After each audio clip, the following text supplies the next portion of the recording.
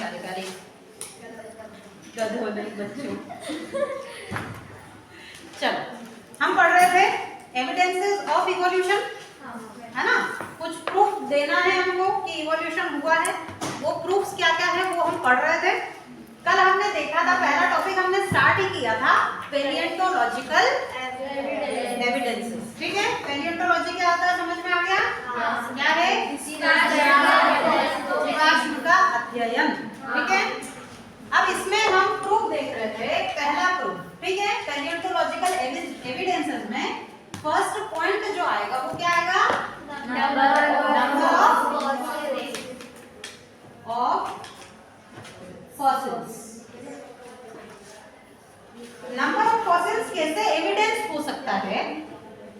सुनिए, अगर आप हमारी अर्थ में, अर्थ की अलग अलग लेयर्स है ना, बाहर की लेयर, अंदर वाली लेयर, ऐसे अलग अलग लेयर्स में हमारी अर्थ बनी हुई।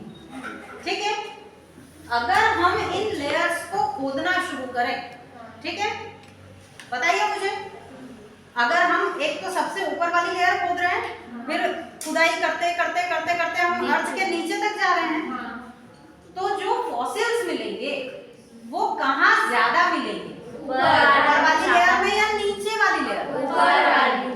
डेफिनेट सी बात है ऊपर वाली, क्योंकि जो है ना, पहले तो कुछ ऑर्गेनिज्म थे ही नहीं, पहली सेल ही बनी जस्ट 2 मिलियन साल पहले। ठीक है, उसके पहले तो कुछ था ही नहीं। तो अगर हम यहाँ लोअर वाली स्ट्रेटा में देखेंगे तो यहाँ हमको कुछ फॉसिल्स मिलेंगे ही नहीं।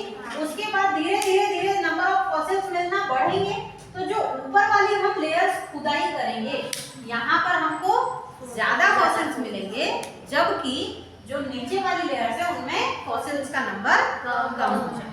ठीक है, तो ये एविडेंस हो सकता है कि नहीं? हो सकता है। अगर इवोल्यूशन जैसी कोई चीज नहीं होती तो हम अर्थ की कोई सी भी लेयर खोद लें, कोई सा भी स्ट्रेटा से फॉसिल निकालने की कोशिश करें, हर जगह इक्वल नंबर ऑफ फॉसिल मिलना चाहिए थे, है ना, अगर इवोल्यूशन नहीं होता तो।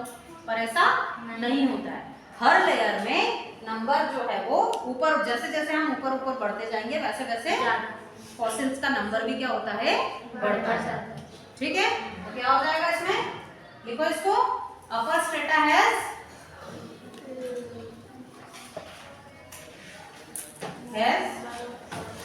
more number of fossils, while lower strata has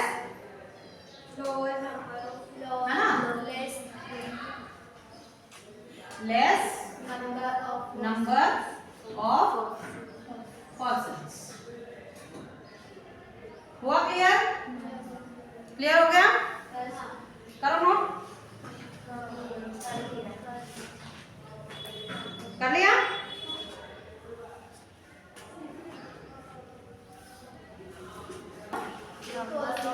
number of fossils while lower strata has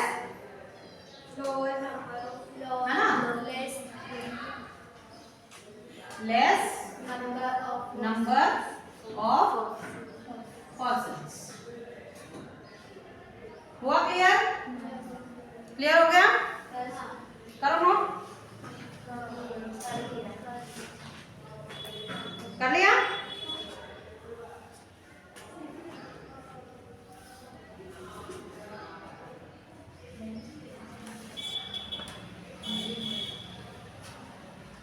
Hindi में बता दूं, ऊपर वाली परत में ज्यादा फॉसिल्स मिलेंगे, जबकि नीचे वाली परत में कम फॉसिल्स मिलेंगे। ये है इसका हिंदी।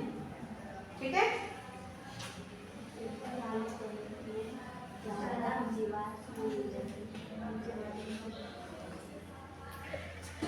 चल दूसरा देखो, nature of fossils. Nature of fossils को कैसे एविडेंस के तौर पर ले सकते हैं? देखिए, सुनो, अभी जैसे अगर मैं अभी अभी रिसेंटली है ना 150 साल है ना कि खुदाई करूं, 150 साल पहले के फॉसिल्स अगर मैं ढूंढूं, है ना 150 साल पहले या 200 साल पहले के फॉसिल्स अगर ढूंढूं, तो क्या मुझे डायनासोर के फॉसिल मिलेंगे? नहीं मिलेंगे। पर्टिकुलर उस लेयर में है ना, जब जुरासिक पीरियड वाले वहां पे मैं खुदाई करूंगी तो वहां फॉसिल्स मिलेंगे, ठीक है। और उसके पहले, और अगर उसके पहले खोदने जाऊं, जब डायनासोर बने ही नहीं थे भाई, रेप्टाइल शुरुआत में कैसे बने? सबसे पहले फिशेस बनी, है ना, फिर एम्फीबियंस बने, फिर रेप्टाइल्स बने, है ना। तो अगर मैं इस लेयर से और पहले जाऊंगी तो वहां पर डायनासोर भी नहीं मिलेंगे, वहां पर कुछ एम्फीबियंस के फॉसिल्स मिलेंगे, और नीचे जाऊंगी तो सिर्फ मुझे फिशेस मिलेंगी। मतलब हर लेयर में अलग अलग नेचर के फॉसिल्स मिलेंगे, है ना। ये पहले अगर लोअर स्ट्रेटा की खुदाई करेंगे तो मैमल्स मिलेंगे ही नहीं हमें, मैमल्स नहीं मिलेंगे क्योंकि मैमल्स तो बहुत बाद में बने, ठीक है। तो इस तरीके से हर स्ट्रेटा में जो फॉसिल्स हैं उनका नेचर क्या होता है? अलग अलग होता है। हर स्ट्रेटा में अलग अलग नेचर के फॉसिल्स हमें मिलेंगे, ठीक है। देखो इसको हिंदी में, है ना, ईच स्ट्रेटा, स्ट्रेटा मतलब परत, each strata of earth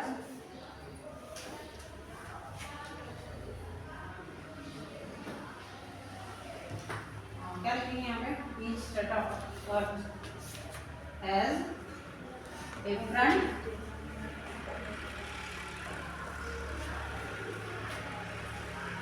type of fossils. Each strata of earth has different types of fossils. है ना, अर्थ की हर परत में अलग अलग प्रकार के, अलग अलग नेचर के फॉसिल्स पाए जाएंगे, ठीक है। लिख लिया? चले आगे, चले। चलिए, थर्ड पॉइंट क्या है?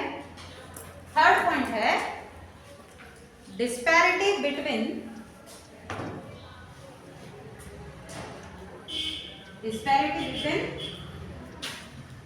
Past and disparity between past and present form। चलिए देखिए, तीसरा पॉइंट क्या है पैलियोंटोलॉजी में? Disparity between past and present form. मतलब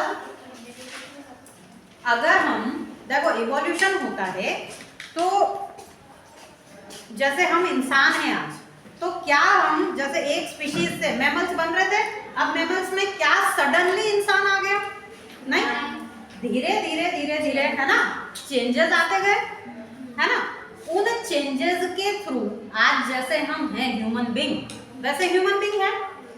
तो क्या हम आज के ह्यूमन बीइंग और पुराने वाले जो थे उनकी स्ट्रक्चर देखें तो डिफरेंसेस मिलेंगे, ठीक है। अब इसका एग्जांपल, अब तुम्हारी एनसीईआरटी ने तो वो हटा दिया, अगर कोई रेफरेंस बुक देखोगे तो वहां ये देखोगे, देखो ये मेरे पास एक इमेज है हॉर्स की, है ना, डिस्पैरिटी ऑफ हॉर्स। अगर आप इसमें देखोगे पास्ट फॉर्म ऑफ हॉर्स, ये देखो सबसे नीचे वाला देखो, है ना, ये सबसे पहले वाला हॉर्स है। पुराने समय के अगर हम हॉर्स देखेंगे तो ऐसे मिलते थे, मतलब छोटे छोटे हिरण के बच्चों जैसे, हिरण जैसे, क्योंकि इतना ज्यादा उनसे, आज क्या होता है घोड़े को पालते हैं बकायदा, है ना, उनको यूज करते हैं। पुराने समय में तो और क्या, युद्ध वगैरह में उनको बहुत ज्यादा ट्रेनिंग वगैरह दी जाती थी। अब पहले क्या, हॉर्स को पालते नहीं थे, वो जंगल में घूमते रहते थे, तो उनके जो पैरों की बोन्स थी वो इतनी ज्यादा स्ट्रांग नहीं थी, बहुत छोटे छोटे थे। अब धीरे धीरे ह्यूमन बीइंग ने हॉर्स को पालना शुरू किया, पालते थे तो उस हिसाब से उनसे काम लेते थे, तो धीरे धीरे उनमें चेंज आते गए। तो अगर पास्ट फॉर्म वाला देखो, ये सबसे नीचे वाला हॉर्स देखो, इसकी बॉडी में कितना चेंज है, और सबसे ऊपर वाला हॉर्स देखो, ठीक है। अगर उनकी 4 लिम्स देखो, आगे वाले पैर देखो, तो उनकी लेंथ में बहुत ज्यादा अंतर हो जाए, और इसकी पूंछ भी, ठीक है। आप पेड़ देखो, पहले पेंटाडाक्टाइलस होते थे, मतलब पूरे फेलेंजेस 5 दिखते थे क्योंकि इतना ज्यादा दौड़ते नहीं थे।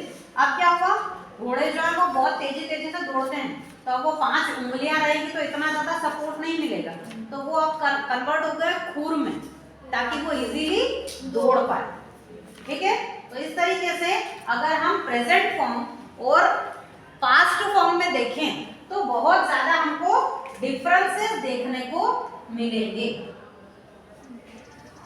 ठीक है, अगर हम आज का कोई फॉसिल देखें, आज के 150 साल पुराने घोड़े का फॉसिल देखेंगे और है ना 1-2 हजार साल पुराने समय का जो घोड़े का फॉसिल देखेंगे तो काफी कुछ उनमें अंतर देखने को मिलेगा। तो यही है। तो ऐसा ही वो अपेंडिक्स।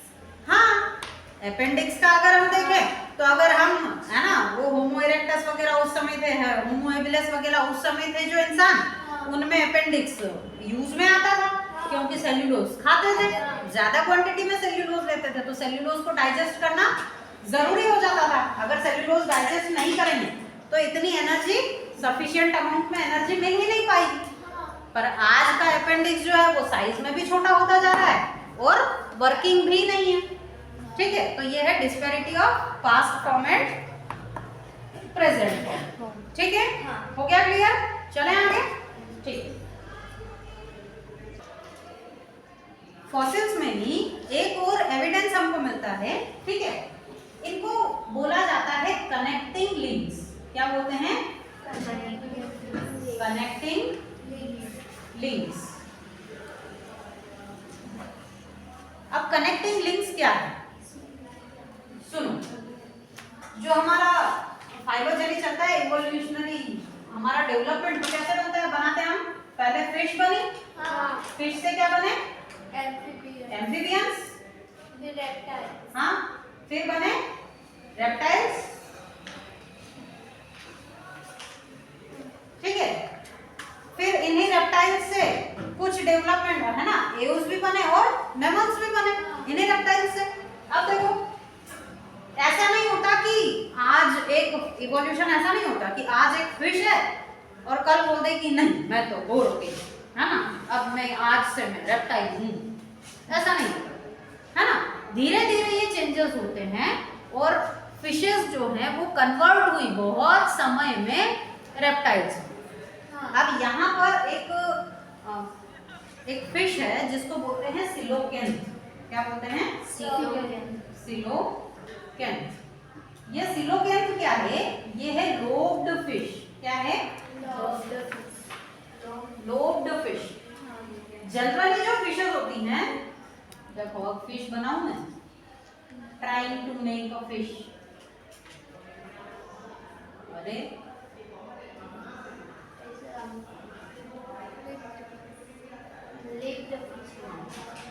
लोब्ड फिश, अरे हाँ लोब्ड फिश। ठीक है, ये जो फिश है, जनरली फिशेस में क्या होता है, जनरली फिशेस में डायरेक्ट ऐसे फिन लगे रहते हैं। ठीक है, पर ये जो लोब्ड फिश है इसमें डायरेक्ट फिन नहीं लगकर एक थोड़ी सी बोनी स्ट्रक्चर लगती थी ऐसे, इसको बोलते थे लोब, और इस लोब के ऊपर फिर फिन लगे हुए हैं ऐसे। ठीक है, अब ये लोब का क्या फायदा है? पानी मछली में तैर रही है, तैर रही है, तैर रही है। अब वो कि मैं तो है राम, मैं तो थक गई, है ना, तैरते तैरते मैं तो बोर हो गई, हस्बैंड से झगड़ा कर लिया और बोले मैं जा रही हूँ तुम्हारा घर छोड़ के। ठीक है, तो घर छोड़ के कहाँ जाएगी वो? किनारे पे। ठीक है, थोड़ी देर किनारे पे आके बैठी। ठीक है, किनारे पर चलती थी, इन लोब के सहारे, जो लोब लगे हुए थे उनके सहारे थोड़ा चलती थी। ठीक है, फिर जब उसको लगता था कि अब मेरी सांस फूल रही है, अब मैं ऑक्सीजन नहीं मिल रही, अब सांस नहीं ले पा रही, वापस पानी में चली जाती है। तो इस तरीके से क्या हुआ, जो सिलोकेंथ फिश थी, सिलोकेंथ फिश को माना जाता है कि ये एम्फीबियन है, मतलब ये पानी में भी रहती है और जमीन पर भी रह सकती है। तो धीरे धीरे इन फिशेज में मतलब इन्होंने अपने आप को एडॉप्ट किया जमीन पर रहने के लिए। ठीक है, तो धीरे धीरे इनसे विकास होते गया एम्फीबियंस का। ठीक है, तो ये जो सिलोकेंथ है, कुछ समय तक ऐसा माना जाता था कि ये भी एक्सटिंक्ट हो गई है, अब सिलोकेंथ नहीं मिलती। पर अभी कुछ साल पहले ही चाइना या जापान के जो मछुआरे हैं इनको ये फिश फिर से मिली है और अभी भी ये पाई जाती है। ठीक है, तो इन सिलोबियंत को क्या बोला जाएगा? कनेक्टिंग लिंक्स, क्योंकि ये ना तो पूरी तरीके से फिश है ना पूरी तरीके से एम्फीबियंस है। ठीक है, ये दोनों के बीच की लिंक है। ठीक है, तो इनको बोला जाता है कनेक्टिंग लिंक्स। ठीक है, आर्कियोप्टेरिक्स के, ये आर्कियोप्टेरिक्स क्या है? It is a creature which has wings and a beak with teeth. मतलब कि इनके पास पंख भी थे, ये उड़ते भी थे, इनकी बीक भी थी, पर इनकी जो बीक है उसमें दांत पाए जाते थे।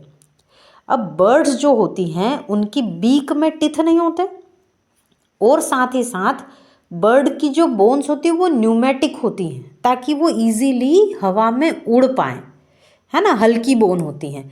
ये जो आर्कियोप्टेरिस है इसकी बीक में एक तो क्या हो गया, टिथ हो गए जो कि रेप्टाइल का कैरेक्टर है, और दूसरा क्या हो गया, इनकी नॉन न्यूमेटिक बोन, इनकी बोन जो थी वो हैवी होती थी।